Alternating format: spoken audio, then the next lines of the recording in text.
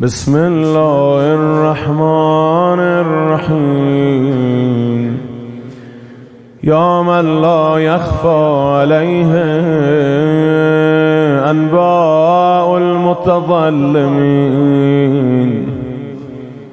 ويا من لا يحتاج في قصصهم إلى شهادات الشاهدين، ويا من غربت نصرته من المظلومين، ويا من بعد عونه عن الظالمين. قد علمت يا إلهي ما نالني من فلان ابن فلان. اینجا باید در دلت آمریکا و اسرائیل رو اسم ببری. قد علمت یا الهی ما نالنی من فلان ابن فلان مما حضرت وانتهكه مني مما حجزت علي بطرا في نعمتك عنده واغترارا بنكيرك علي. اللهم فصل على محمد وآله وخذ ظالمي وعدوي عن ظلمي بقوتك، وافلل حده عني بقدرتك، واجعل له شغلا فيما يليه وعجزا عما يناويه. اللهم وصل على محمد وآله ولا تسوغ له ظلمي وأحسن عليه عوني واعصمني من مثل أفعاله ولا تجعلني في مثل حاله.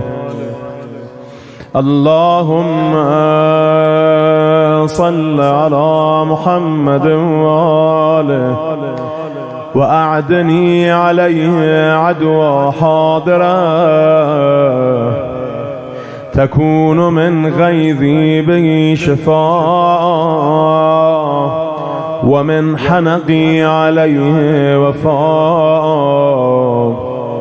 اللهم صل على محمد وآله وعوذني من ظلمه لي عفوك وابدلني بالسوء صنيعه برحمتك.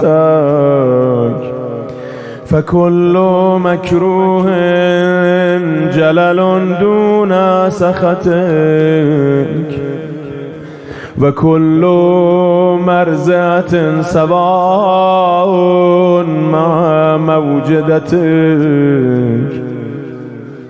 اللهم فكما كرهت إلي أن أظلم فقني من أن أظلم. اللهم لا أشكو إلى أحد سواك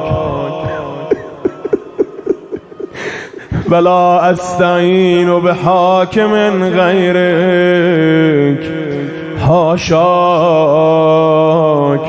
فصل على محمد وآله وصل دعائي بالإجابة واقرن شكايتي بالتغيير. اللهم لا تفتني بالقنوط من إنصافك ولا تفتنه بالأمن من إنكارك فيصر على ظلمي ويحاضرني بحقي وعرفه عما قليل ما أوعدت الظالمين، وعرفني ما وعدت من إجابة المضطرين. اللهم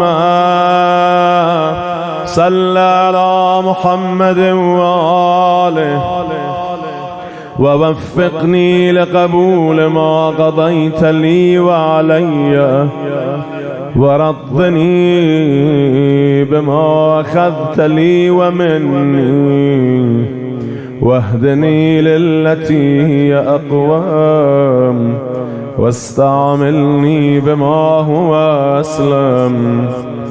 اللهم وإن كانت الخيرة لي عندك في تأخير الأخذ لي وترك الانتقام ممن ظلمني إلى يوم الفاس ومجمع الخاص، فصل على محمد وآله، وأيدني منك بنية صادقة وصبر دائم، وأعذني من سوء الرغبة وهلع أهل الحرص، وصور في قلبي مثالا ما ادخرت لي من ثوابك، وأعددت لخصمي من جزائك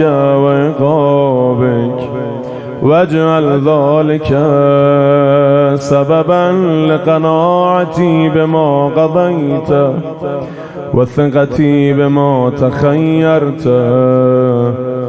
آمين يا رب العالمين، إنك ذو الفضل العظيم، وأنت على كل شيء قدير.